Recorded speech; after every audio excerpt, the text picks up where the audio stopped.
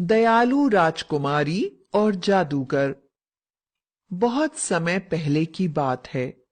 किसी नगर में एक राजा और उसकी दो दो जुड़वा राजकुमारियां रहा करती थी, जो हर काम साथ ही करती थी।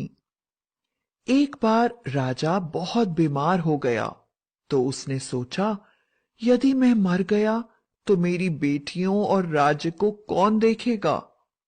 इसलिए उसने अपने प्रिय मित्र मलंग नरेश के बेटे राजकुमार अंगद से अपनी बेटियों का विवाह निश्चित कर दिया और कुछ ही दिनों बाद राजा की मृत्यु हो गई।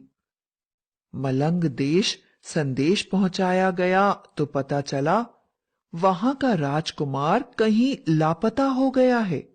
राजकुमारियां अब अकेली हो गई थीं और खुद को किस्मत के हवाले कर राज्य की देखभाल में जीवन बिताने लगी।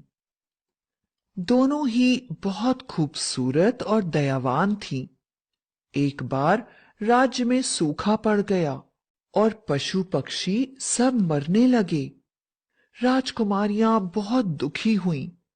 उन्होंने राज्य में वर्षा करवाने के लिए ये मुनादी करवा दी कि यदि किसी की बताई हुई पूजा या विधि से राज्य में फिर से वर्षा हो जाए तो वे इसके लिए तैयार हैं, और जिसके द्वारा बताए उपाय से वर्षा होगी उसे वे इनाम भी देंगी।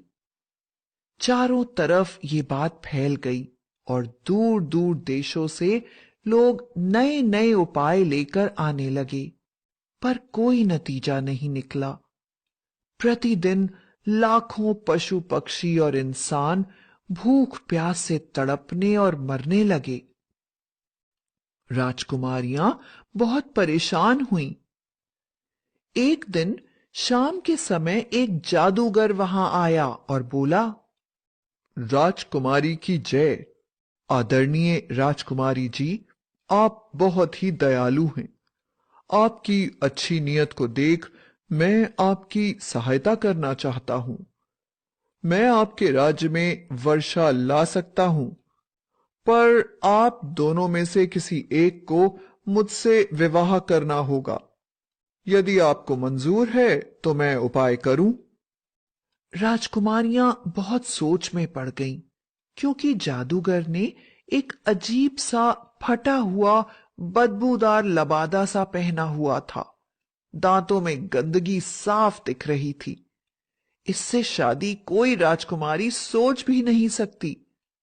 फिर दोनों राजकुमारियों का विवाह मलंग नरेश के राजकुमार से उनके पिता मरने से पहले ही तय कर चुके थे, पर वह राजकुमार कहीं लापता हो गया था। राजकुमारियों ने सोचा, राजकुमार तो वैसे भी लापता है, तो क्यों ना अपना जीवन हम प्रजा के लिए कुर्बान कर दें। और जादूगर से कहा, ठीक है जादूगर, तुम हमारे राज्य में वर्षा कराकर हमारी प्रजा के दुख दूर करो। हम विवाह के लिए तैयार हैं, पर तुम्हें हम दोनों से ही विवाह करना होगा, क्योंकि हम एक दूसरे से अलग नहीं रह सकती। जादूगर मान गया और पूरी रात उसने तरह तरह की विधियों से पूजाएं की, और सुबह होते होते काली काली घटाएं गिरने लगी और पौ फटते ही तेज रफ्तार से वर्षा होने लगी। सारा राज्य खुशी से झूम उठा। चारों तरफ राजकुमारी की जय, राजकुमारी की जय के उद्घोष लगे। लोग राजकुमारियों के त्याग की कहानियां सुनाने लगे, और दूसरी तरफ राजकुमारियां बहुत परेशान और सहमी हुई थीं, क्योंकि उन्होंने विवाह को राज्य की खुशी के लिए मान तो लिया था, पर वो जादूगर जिसकी लंबी काली सफेद दाढ़ी और बदबूदार कपड़े थे, विवाह को मन से तैयार न थी। पर फिर भी वो दोनों प्रजा और अपने वचन का मान रखने के लिए विवाह वेदी पर बैठ गईं और मन ही मन प्रार्थना करने लगी कि वह इस विवाह का ठीक से पालन भी कर सकें। तभी जादूगर भी वहां आ गया। उसने राजसी कपड़े पहने हुए थे, पर बाकी सब पहले जैसा ही था।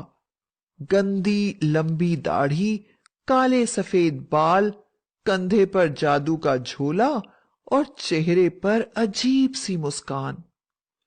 लोग उसे देखकर बड़े दुखी हुए कि उनकी प्यारी राजकुमारियां उनकी वजह से इस अजीब जादूगर से शादी करने जा रही थी, और भगवान से तरह तरह की प्रार्थनाएं करने लगे।